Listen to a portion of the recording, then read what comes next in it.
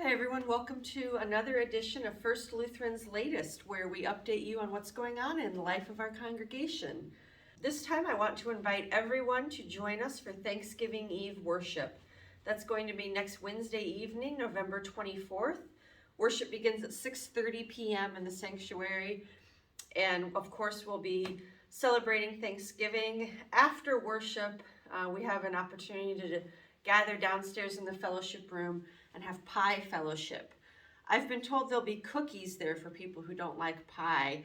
I don't know who that would be, but please come and join us for worship as we worship God together and give thanks for all the good gifts God has given us, and then share some time of fellowship together. As soon as Thanksgiving is done, it's time to think about Advent. Advent begins on the weekend of November 27th and 28th. Our Advent devotional materials are available now at the church.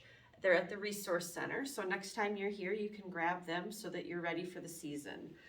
Adults are invited to grab a copy of this book, Advent Reflections, You Shall Have a Song. It begins with the first Sunday of Advent and has a Bible reading and a devotional and questions and a prayer for each day of Advent.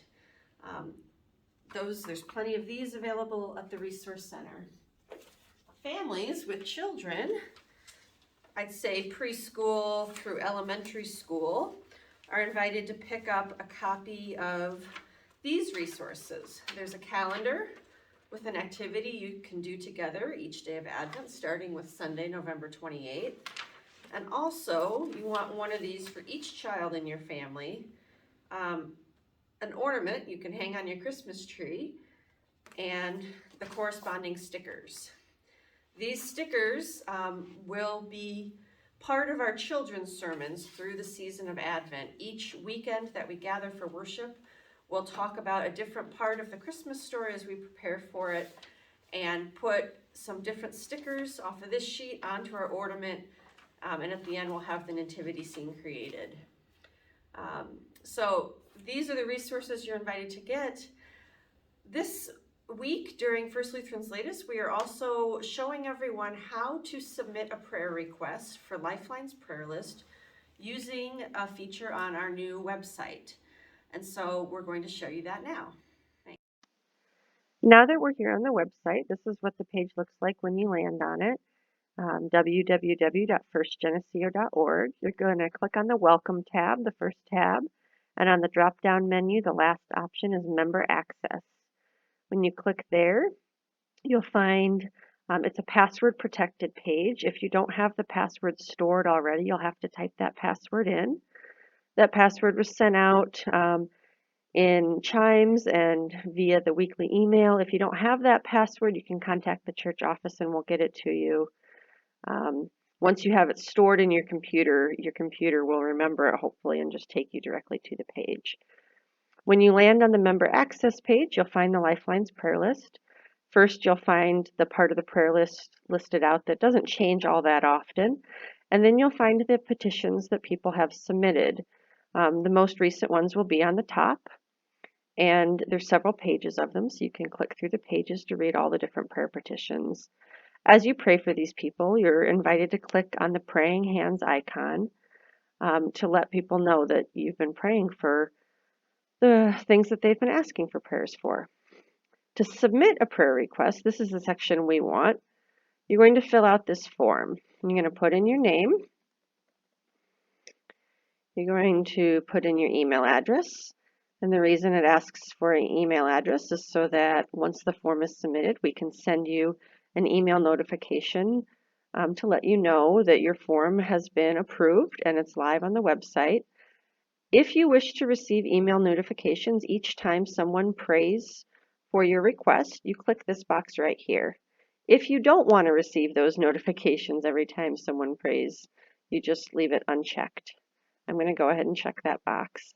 If you wish, you can put your phone number in. You don't have to do that. I'm going to leave that one blank this time. And then you type in your prayer request, prayers for healing, prayers of thanksgiving or joy, prayers of sorrow, whatever the request may be. Today I'm going to request a prayer, a I would like us to share prayers of thanksgiving for all of the commitments that were received this past weekend over our commitment weekend. So I'll just say, we give thanks to God for the generous commitments of 82 was the number we received so far, of 82 families in our congregation for the coming year. And that's the prayer request I'm typing in today. If you want other people to be able to see it, you're going to make everything public and let everyone know. If there was an occasion in which you wanted just Pastor Matt or I to see that you had a prayer request, you could make everything private. If you wanted other people to be able to see the request but didn't want your name to appear with the request, you could say hide my name, email, and phone.